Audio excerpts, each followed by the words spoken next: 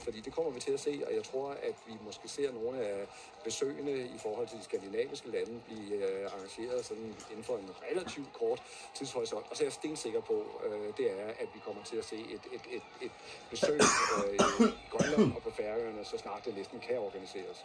Hvis man holder godt øje nu, så kan man altså se kongeparret passere Nyhavn, og ikke mindst mindesanker, som er opsat til minde om de danske søfolk, som jo mistede livet under 2. verdenskrig. Hvis man er interesseret i ordner og den slags, så vil det er man. Så vil der formentlig også ske noget på den front i den nærmeste fremtid. Altså vi kan eksempelvis forvente, at der er nogle børn, som godt kunne blive elefantridere. Det ved vi kronprins Christian allerede er. Men kong Frederik, han er altså også ordensherre, og i servitutterne står der, at ordensherrens børn er fødte riddere.